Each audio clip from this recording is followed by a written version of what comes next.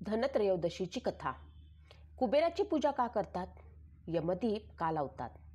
आणि धन्वंतरीची पूजा का केली जाते? याबद्दल आज आपण कथा ऐकणार आहोत. पुरातन काळातील गोष्ट आहे. एकदा लक्ष्मी देवी भगवान विष्णूंसोबत फिरत होत्या. एका ठिकाणी देवानं लक्ष्मींना सांगितले, मी परत येईपर्यंत इथेच थांबा. आपल्याला इथे थांबवून भगवंत कुठे चालले आहेत? त्यामुळे माता लक्ष्मीचे मन व्याकुळ झाले आणि त्याही भगवान विष्णूंच्या मागे दक्षिणेकडे जाऊ लागल्या. बरेच पुढे गेल्यावर मोहरीची शेते आली. शेतात बहरलेली मोहरीची फुले फारच सुंदर दिसत होती. लक्ष्मी मातेलाही त्या फुलांचा मोह आवरला नाही. देवी लक्ष्मींनी एक फूल तोडून स्वतःला सजवले आणि तेव्हा त्या उसाच्या शेतात पोचल्या. तेव्हा त्यांनी उसाच्या रसाळ आणि गोड रसाचा आस्वाद घेतला. तेव्हा भगवान विष्णू तेथे आले आणि माता लक्ष्मीवर ते क्रोधित झाले. त्यांनी लक्ष्मी मातेला सांगितले, तुम्ही शेतकऱ्याच्या शेतातून जे काही घेतलं आहे ते न सांगता घेतल्यामुळे असे करणे म्हणजे चोरी करण्यामध्ये जमा होते.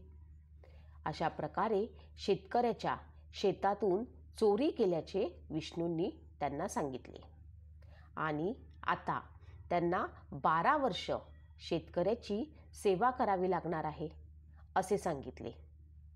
त्यानंतर आई लक्ष्मी गरीब शेतकऱ्याच्या घरी पोचल्या आणि तिथे राहू लागल्या. एके दिवशी देवी लक्ष्मीनं शेतकऱ्याच्या पत्नीला महालक्ष्मी मूर्तीची पूजा करण्यास सांगितले. शेतकऱ्याच्या पत्नीनेही ही लक्ष्मी मातेने सांगितल्याप्रमाणे सर्व पूजाविधी केले. असे करताच त्यांचे घर ऐश्वर्याने भरू लागले आणि जीवन सुखी झाले. 12 वर्ष झाली. जेव्हा भगवान विष्णू लक्ष्मी मातेला परत घेण्यासाठी आले तेव्हा शेतकऱ्याने त्यांना देवीला नेण्यास नकार दिला. मग देव म्हणाले, देवी लक्ष्मी कुठेही जास्त काळ राहत नाही. शापामुळे ती 12 वर्ष इथे राहिली होती. पण शेतकऱ्याला देवी लक्ष्मी परत जावी अशी इच्छा नव्हती. हे ऐकून माता लक्ष्मी म्हणाल्या, जर तुम्हाला मला थांबवायचे असेल तर धनत्रयोदशीच्या दिवशी घराची स्वच्छता करा, रात्री तुपाचा दिवा लावा आणि संध्याकाळी पूजा करून तांब्याच्या कलशात नाणी भरून ठेवा. या कारणास्तव दरवर्षी धनतेरसच्या दिवशी लक्ष्मी मातेची पूजा केली जाऊ लागली. आता ह्याचप्रमाणे आणखी एक कथा प्रचलित आहे जी धनतेरसशी संबंधित आहे. एकेकाळी हेम नावाचा राजा होता. त्याला मुलगा झाला. मुलाची कुंडली तयार केली गेली तेव्हा ज्योतिषींनी सांगितले की मुलाचा मृत्यू लग्नानंतर बरोबर 4 दिवसांनी होईल. हे ऐकून राजाला खूप वाईट वाटले आणि त्याने राजपुत्राला अशा ठिकाणी पाठवले जिथे त्याला एकही मुलगी दिसणार नाही. पण एकदा एक राजकन्या तिथून निघाली आणि दोघेही एकमेकांना पाहून मोहित झाले आणि त्यांनी गंधर्व विवाह केला. लग्नानंतर नेमके तेच झाले आणि 4 दिवसांनी यमदूत त्या राजपुत्राचा जीव घेण्यासाठी आला. जेव्हा यमदूत त्याला घेऊन जात होते तेव्हा त्याच्या पत्नीने खूप आक्रोश केला. पण यमदूतांना त्यांचे काम करावे लागले. नवविवाहित वधूचा विलाप ऐकून यमदूतांनी यमराजांना विनंती केली, हे यमराज, अकाली मृत्यूपासून मनुष्याची सुटका होऊ शकेल असा कोणताही उपाय सांगा. तेव्हा यमदेवता म्हणाले, हे दूत, अकाली मृत्यू हे कर्माचं फळ आहे त्याच्यापासून मुक्त होण्याचा एक सोपा उपाय सांगतो.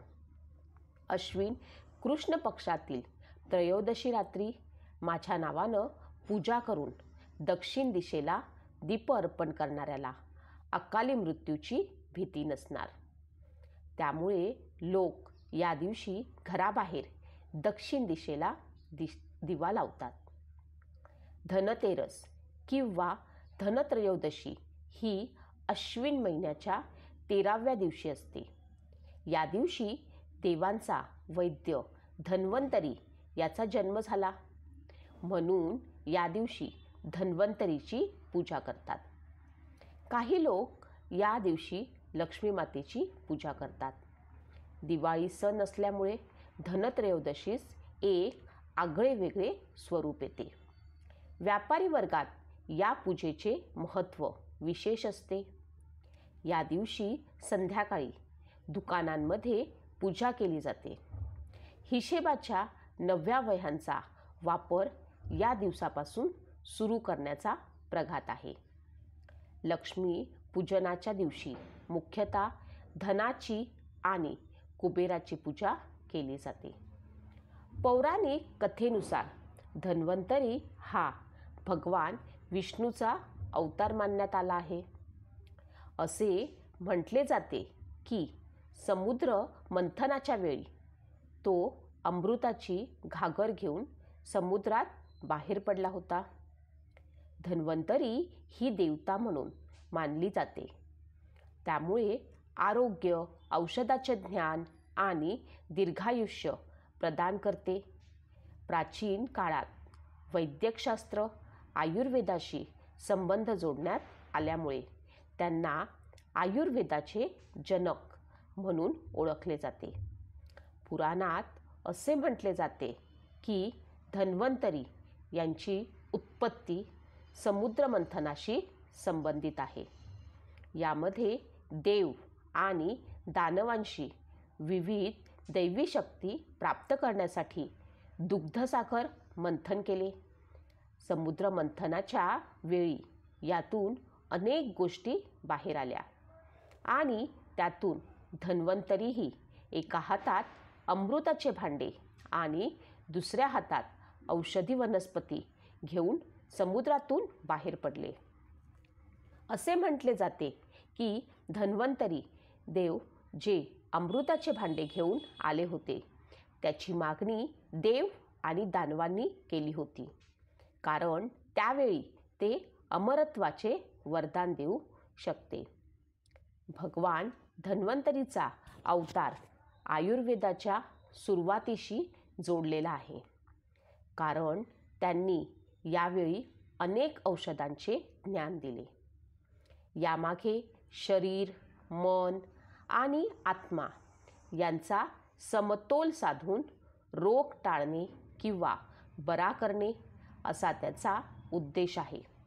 धर्मग्रंथानुसार धनत्रयोदशीचा हा सण अकाली मृत्यूच्या भीतीतून मुक्त होण्यासाठी मृत्यूची देवता यमराजाला प्रार्थना करण्याचा दिवस आहे.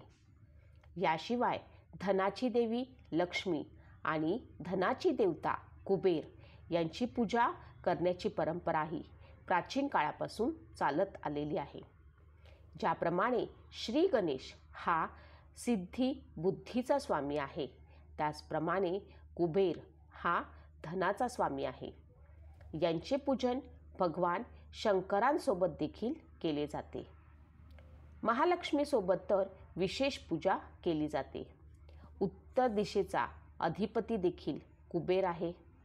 याशिवाय आयुर्वेदाचे संस्थापक भगवान धन्वंतरी यांच्या जन्मामुळे वैद्य समाजात धनत्रयोदशी ही धन्वंतरी जयंती म्हणून साजरी केली जाते.